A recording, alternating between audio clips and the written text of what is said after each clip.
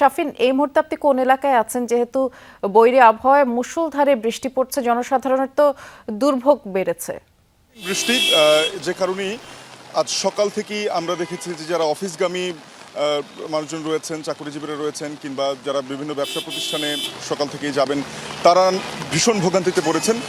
আমি আমার কথা বলতে গেলেই সেই ভোগান্তির চিত্রটা অনেকটা পরিষ্কার হয়ে যাবে। আমি যখন মোহাম্মদপুর থেকে বাংলা মোটর অফিসের উদ্দেশ্যে আসছি, এর মধ্যে আমরা দেখলাম যে সংসদের সামনে মানিক মিয়া এভিনিউ এলাকায় অন্তত 2 থেকে 2.5 ফুট পরিমাণ পানি রাস্তায় জমে আছে। অর্থাৎ মানিক মিয়া এভিনিউয়ের একটি অংশ আসলে একেবারেই চলাচলের অনুপযোগী হয়ে পড়েছে, যার বাড়তি চাপ পড়েছে শহরের অন্যান্য জায়গাগুলোতে।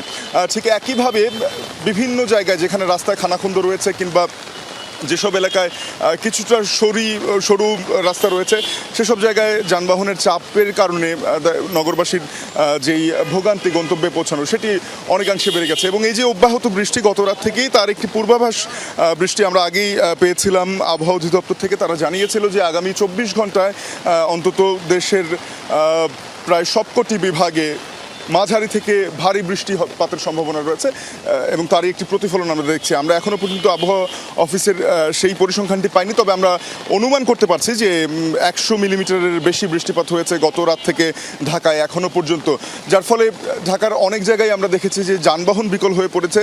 তাই রাস্তাঘাটে অনেকেই যানবাহন না পাওয়ার যে একটি সংকট, সেই সংকটের মধ্য দিয়েও গেছেন। এবং অনেক প্রতিষ্ঠান এখনও খোলেনি, যেমন করে ব্যবসা প্রতিষ্ঠানগুলো সকাল 8:30 থেকে 9টার মধ্যেই আসলে খোলার চেষ্টা করেন ব্যবসায়ীরা, সেটি আসলে আজকে সম্ভব হয়নি। আজকে দেখে অনেকটা মনে হচ্ছে যে সাপ্তাহিক বন্ধের দিনের মতো বেশিরভাগ দোকানপাট বন্ধ, বেশিরভাগ ব্যবসা প্রতিষ্ঠান বন্ধ।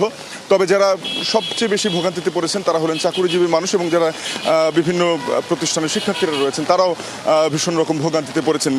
যানবাহন চালকরা তাদের এক ধরনের চিন্তা নিয়েই ঘুরতে হচ্ছে যে কোন পথে গেলে আসলে বৃষ্টির বাগড়া পড়বে না, বৃষ্টির বাগড়া অর্থাৎ জলাবদ্ধতার বাগড়া পড়বে না, সেটি তাদের বিবেচনা নিতে হচ্ছে। এবং পথে ঘাটে চলাফেরার ক্ষেত্রে অতিরিক্ত সতর্কতা অবলম্বন করতে হচ্ছে। এবং এখন যেই ধারায় বৃষ্টি হচ্ছে, তাতে বলা যায় যে এই বৃষ্টি আজকের দিনে অব্যাহত থাকবে, এমন পূর্বাভাস আবহাওয়া অধিদপ্তরের তরফ থেকে ছিল।